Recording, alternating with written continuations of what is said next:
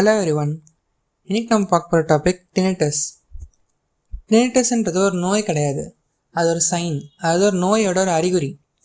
So tinnitus எப்படி இருக்கும், என்ன ஃபீல் ஆகும்னு பார்த்தீங்கன்னா, காதில் ஒரு கொயின்னு சொல்லிட்டு ஒரு சவுண்ட் கேட்கும், இந்த மாதிரி.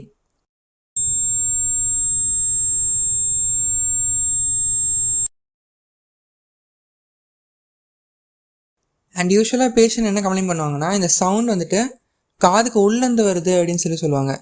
வெளியே இருக்கிற சவுண்டு கேட்குதுன்னு சொல்லாமல் காதுக்கு உள்ளே இருக்கிற சவுண்ட் எனக்கு இந்த கொயின்னு கேட்குதுன்னு சொல்லுவாங்க. அண்ட் அது மோஸ்ட்டாக யூனிலேட்டரலாக இருக்கலாம். ஸோ ஒரு சைடு மட்டும் கேட்கலாம், ரெண்டு காதும் கேட்காம ஒரு சைடு மட்டும் கேட்க சான்ஸ் சரியாக இருக்குது. அண்ட் இது பார்த்தீங்கன்னா இதில் இது கொயின்னு மட்டும் தான் கேட்குமான்னு கிடையாது, இது நிறையா இருக்குது. சில பேர் அது அந்த என்ன சொல்கிறது, இந்த மாதிரி நிறையா டைப்ஸ் இருக்குது. ரோரிங், ஹிஸ்ஸிங் அப்படின்னு சொல்லுவாங்க. உஷ்ன்னு கேட்கலாம், தென் கிளிக் பண்ணுற மாதிரி நாய்ஸ் கேட்கலாம். இந்த மாதிரி எந்த விதமான நாய்ஸ் கேட்டாலுமே காதுக்கு உள்ளேருந்து கேட்கும். அண்ட் மோஸ்ட்டாக ஒரு சைடு மட்டும் தான் கேட்கும். அண்ட் அந்த பேஷண்ட்க்கு மட்டும்தான் கேட்கும், பக்கத்தில் இருக்கவங்களுக்கு அந்த சவுண்ட் கேட்காது. அண்டு இப்போ இது பார்த்தீங்கன்னா யூஸ்வலாக இப்போ இந்த ரொம்ப அமைதியான ஒரு இடம் இருக்குன்னு வச்சுக்கோங்க, அந்த மாதிரி இடத்துல இந்த சவுண்ட் ரொம்ப நல்லா இன்னும் லவுடாக கேட்கும். அண்ட் இதில் டைப்ஸ்ன்னு நம்ம ரெண்டாக பிரிக்கலாம் டினிட்டஸை. ஒன்று சப்ஜெக்டிவ், தென் ஒன்று அப்ஜெக்டிவ். சப்ஜெக்டிவ்னா என்னென்னு பார்த்தீங்கன்னா பேஷண்ட்டுக்கு மட்டும்தான் கேட்கும்.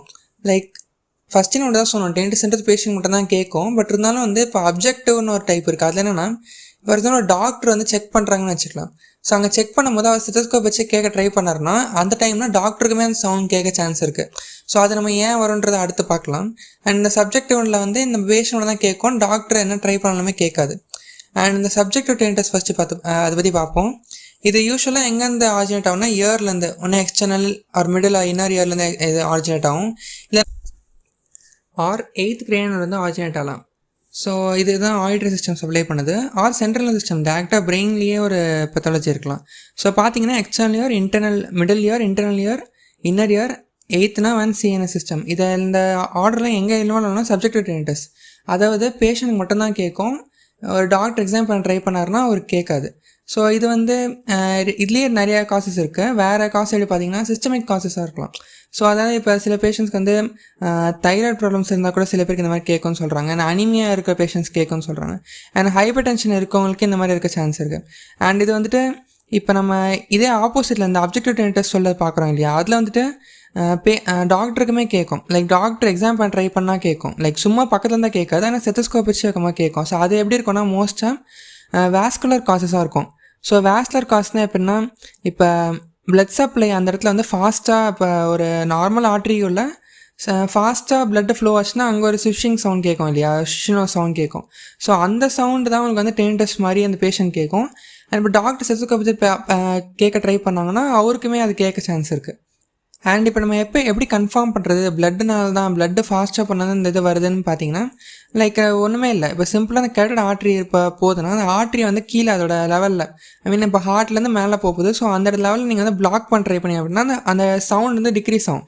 ஸோ பேஷண்ட்கே அந்த கேட்குறது கொஞ்சம் கம்மியாக கேட்கும். ஸோ அப்படின்னா கண்டிப்பாக இது பிளட்டில் ரிலேட்டடாக தான் இருக்குன்னு அர்த்தம். வீனஸ் இப்போ இது ஆர்ட்ரி மட்டும் இல்லை, வெயினாக கூட இருக்கலாம். ஸோ நெக் வெயின்ஸில் ப்ரெஷர் கொடுத்தா அப்பயும் இந்த இது சவுண்ட் கம்மியாகும். ஸோ இப்படி இருக்கும்போது வாஸ்குலர் காஸ், அப்ஜெக்டிவ் காஸ்ன்னு நம்ம இது பண்ணலாம்.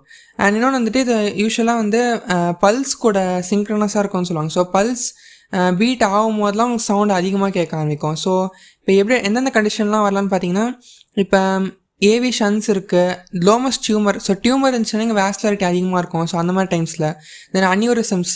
ஸோ அதான் ஆர்ட்ரியே பல்ஜாக இருக்குது அப்படின்னா அந்த இடத்துல அவங்களுக்கு அந்த இரெகுலராக இருக்கும். இப்போ லேமினார் ஃப்ளோ டர்புலன்ட் ஃப்ளோவாக மாறும் போது சவுண்ட் அதிகமாக இருக்கும். ஸோ இந்த மாதிரி டைம்லாம் வாஸ்குலர் காஸ்லாம் வரும். இது டாக்டர்னாலையும் இது ஹியர் பண்ண முடியும். ஸோ இது இல்லாமல் வேறு எப்போ இருக்கும்னு பார்த்தீங்கன்னா, இப்போ ஒரு ஆள் பல்ஸ் கூட இல்லாமல் ரெஸ்பிரேட்டரி ரேட் கூட இது மேட்ச் ஆகும்.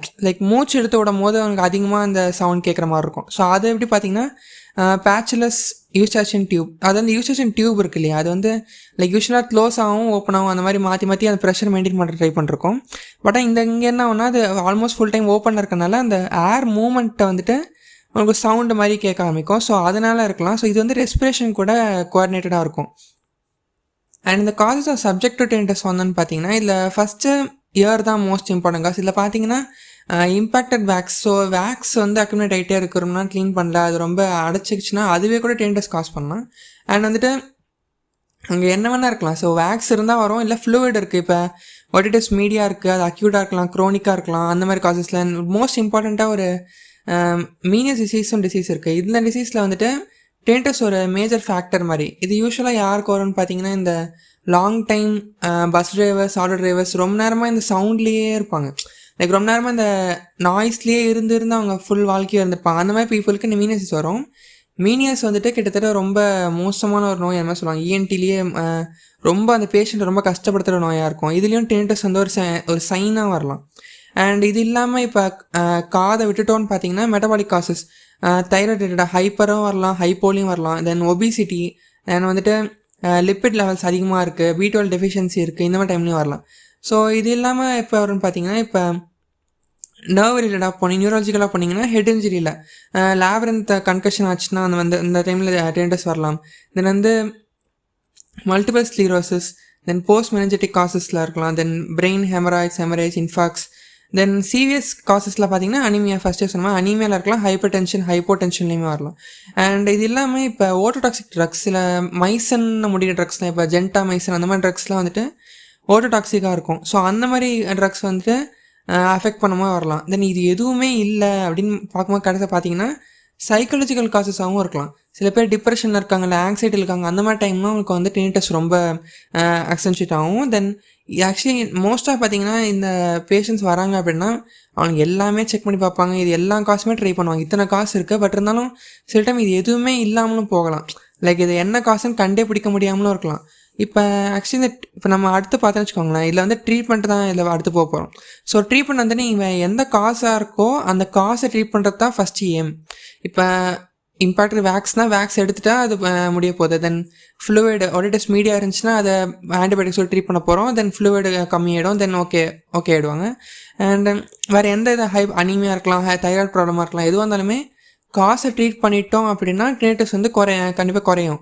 அண்ட் இப்போ ஆனால் இது எதுவுமே குறையல அப்படின்ற பட்சத்தில் வந்துட்டு நம்ம என்ன பண்ண போகிறோம்னா, இப்போ ஃபஸ்ட்டு வந்துட்டு இப்போ என்ன சொல்கிறது, நீங்கள் நினச்சி பாருங்கள், கண்டினியூஸாக 24/7 உங்களுக்கு வந்துட்டு ஃபுல்லாக யாரோ ஒருத்தர் காதில் பேசிக்கிட்டே இருக்காங்க அப்படின்னா எப்படி இருக்கும், ஒரு மாதிரி இரிட்டேட்டடாக இருப்பாங்க.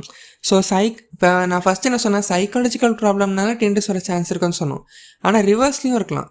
டினிட்டஸ் வந்து கண்டினியூஸாக அவங்களுக்கு காதில் அந்த சவுண்ட் கேட்டே இருந்தால் அவங்க சைக்காலஜிக்கலாக அஃபெக்ட் ஆக சான்ஸ் இருக்குது. ஸோ அதனால் ஃபஸ்ட்டு ட்ரீட்மெண்ட்டே என்ன இருக்கணும்னா, ஒரு சைக்கோ தெரபிஸ்ட் கிட்ட தான் அனுப்புகிற மாதிரி இருக்கும். அவங்க வந்து எக்ஸ்பிளைன் பண்ணணும், இப்போ இது வந்து இன்னும் அவ்வளோ பெரிய லைக் எப்படி சொல்கிறது, நீங்கள் இதை நினச்சாதான் இது ரொம்ப கான்சன்ட்ரேட் பண்ண தான் இன்னும் கொஞ்சம் அதிகமாகும். ஸோ நீங்கள் இதை கான்சன்ட்ரேட் பண்ணுறதை கம்மி பண்ணணும்னு சொல்லிட்டு இதை பண்ணணும். அண்ட் இந்த சைக்கோ தெரப்பி அண்ட் ரீஅஷூரன்ஸில் வந்து உங்களுக்கு எந்த அளவுக்கு ஃபீட்பேக் இருக்குன்னு பார்க்குறதுக்கு பயோ ஃபீட்பேக் தெரப்பின்னு சொல்லிட்டு ஒன்று இருக்குது. இதில் என்ன பண்ணுவாங்கன்னா, இப்போ ஹார்ட் ரேட், ரெஸ்பிரேட்டரி வந்து கண்டிப்பாக மானிட்டர் பண்ணிகிட்டே இருப்பாங்க. ஸோ அந்த ஒரு விஷயம் ரிலாக்ஸேஷன் டெக்னிக் எதாவது பண்ணுறாங்க, டெக்னிக் பண்ணும்போது எந்தளவுக்கு வந்து ரெஸ்பிரேட்டர் வந்து நார்மல் ஆகுதுன்னு சொல்லி செக் பண்ணுவாங்க. ஸோ இதை பண்ணலாம். தென் வந்துட்டு இப்போ ஒரு அக்யூட் அட்டாக்னு வச்சுக்கலாம். ஸோ இப்போ பேஷண்ட் வந்து இந்த ரொம்ப இந்த சவுண்ட் கேட்குறதுனா என்ன ஆகுனா ரொம்ப சைக்காலஜிக்கலாக ரொம்ப அஃபெக்ட் ஆகிருப்பாங்க. ஸோ அவங்க வந்து ரொம்ப அக்யூட்டாக ஆக்டிவ், ரொம்ப ஹைப்பர் ஆக்டிவிட்டியில் இருப்பாங்க. ஸோ அந்த மாதிரி டைம் வந்து செடேஷன் கொடுக்கறது தான் வந்து அக்யூட்டான மேனேஜ்மெண்ட்டுக்கு. க்ரோனிக் யூஸ் பண்ண முடியாது. பட் ஆனால் அக்யூட்டாக பண்ணிவிட்டு தென் அப்புறம் க்ரோனிக்காக என்ன பண்ணணுன்றதை மேலே பார்க்கலாம். அண்ட் இப்போ கடைசியாக இப்போ யூஸ்வலாக பண்ணுற ட்ரீட்மெண்ட்னு பார்த்தீங்கன்னா, லாங் டேர்ம் க்ரோனிக்காக இருக்க பேஷண்ட்ஸ்க்கு ஸோ இன்னொரு ஸ்டாண்டர்டாக யூஸ் பண்ண ட்ரீட்மெண்ட் என்னென்னு பார்த்தீங்கன்னா, மாஸ்கிங் ஆஃப் டினிட்டஸ். ஸோ இதோட பிரின்சிபல் புரிஞ்சுக்கணும், சின்ன ஒரு கதை ஒன்று பார்க்கலாம். ஸோ 2017 வந்துட்டு தமிழ்நாட்டில் வந்து ரொம்ப வறட்சி இருந்துச்சு, லைக் தண்ணி ரொம்ப இருந்துச்சு. ஸோ அதனால் வந்து என்ன ஆச்சுன்னா, இப்போ இந்த இருக்கிற டேமில் இருக்கிற தண்ணியில் வந்து சேவ் பண்ணணும். லைக் அது வந்து வெயிலெலாம் ரொம்ப எவாப்ரேட் ஆகுது இல்லையா. ஸோ இப்போ ரொம்ப வெயில் இருக்கும் போது அந்த தண்ணி லெவல் குறைய சான்ஸ் இருக்குது. ஸோ அதனால் அதை நிறுத்தணும் அப்படின்னு சொல்லிட்டு ஒருத்தர் வராரு. இவர் வந்து ஒரு தமிழ்நாடு மினிஸ்டர். இவர் என்ன பண்ணுறாருன்னா, ஒரு 10 லட்சம் செலவு பண்ணி ஒரு தெர்மோக்கோல் வாங்குறாரு. ஸோ நிறைய தெர்மோக்கோல் வாங்கிட்டு இந்த டேம் மேலாம் ஃபுல்லாக வச்சிடுறாரு. இந்த தெர்மோக்கோல் வந்து ட்ரை பண்ணுறாரு. அண்ட் இதை போட்டு இது போட்டால் உடனே எவாப்ரேஷன் குறைஞ்சிரும் அப்படின்னு ஒரு ஐடியாலாம் பண்ணுறாரு. அண்ட் இது என்னாச்சுன்னு பார்த்தீங்கன்னா, இப்போ அந்த தெர்மோக்கோல் ஒன்றும் அந்த வெயிலை தாங்குற அளவுக்கு ஸ்ட்ராங்கான தெர்மோக்கோல் கிடையாது. அண்ட் அது என்ன ஆகும், அந்த தெர்மோக்கோல் வந்து வெயில் பட அது சின்ன பிட்டாக உடைய சான்ஸ் இருக்குது. கண்டிப்பாக இது ஈஸியாக சின்ன பீஸாக உடஞ்சிட்டு என்ன ஆகும்னா, இந்த தெர்மோக்கோல் பால்ஸ் மாதிரி ஃபுல்லாக ஃப்ளோட் ஆக ஆரம்பிக்கும். ஸோ இது டேம்ன்றனால இப்போ அடுத்து இங்கேருந்து தண்ணி ரிலீஸ் பண்ணணும். ஸோ பம்பிங் ஸ்டேஷன் போகும். இந்த பம்பிங் ஸ்டேஷன் போச்சுன்னா இந்த தெர்மோகோல் பால்ஸ் போய் பம்ப்ஸை போய் அடைச்சிக்கும். தென் வந்து இன்னும் கொஞ்சம் பிரச்சனை தான் உருவாக்கும். அந்த பம்ப்லேருந்தே போக முடியாது. அண்ட் பம்ப்லேருந்தே தாண்டி போயிடுச்சுன்னு வச்சுக்கிட்டா கூட அண்ட் இப்போ அந்த எங்கே போகுது கடைசியில் ஒரு வயலுக்கு தான் போகுது.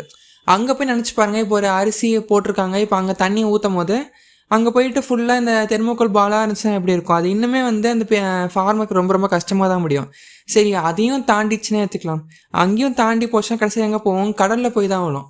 கடலில் போச்சுன்னா இது ஆக்சுவலி இது ஒன்றும் தெர்மோகோல் ஒன்றும் லைக் பயோடிகிரேடபிள் கிடையாது. இது வந்து ஒரு பிளாஸ்டிக் தான். ஆக்சுவலி பாலிஸ்டைரின்ற காம்பவுண்டில் செய்யப்பட்ட ஒரு பிளாஸ்டிக் தான்.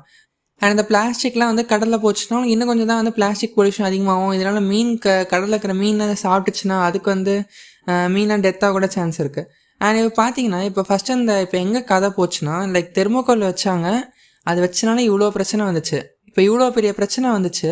நம்ம என்ன ஆச்சுன்னா நம்ம உண்மையான பிரச்சனையை மறந்துட்டோம். உண்மையான பிரச்சனை என்னென்னா வறட்சி இருக்கிறது தான் உண்மையான பிரச்சனை. இப்போ என்ன பண்ணாங்க, ஒரு சின்ன பிரச்சனை இருக்கும் போது வேண்டிய அதை இன்னொன்று பெருசாக்கி விட்டுட்டு கடைசியில் நம்ம உண்மையான பிரச்சனையை மறந்து போயிட்டோம்.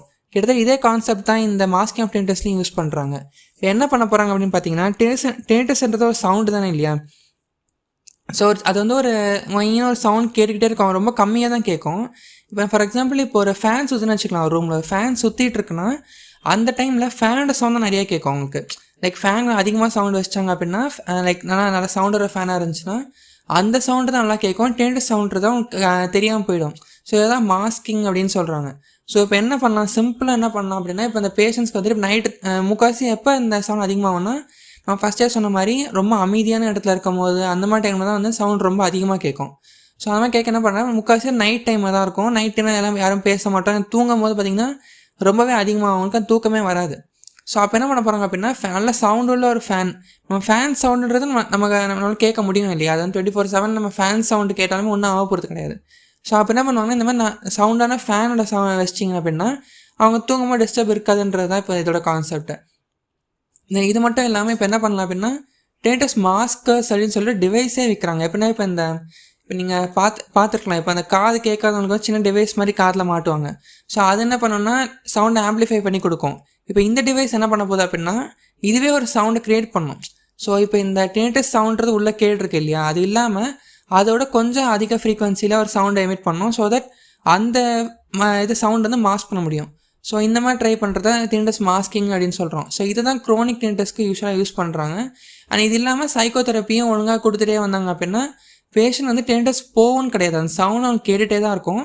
பட் இருந்தால் அவங்க அந்த சவுண்டு கூடியே வாழ ஆரம்பிச்சிருவாங்க.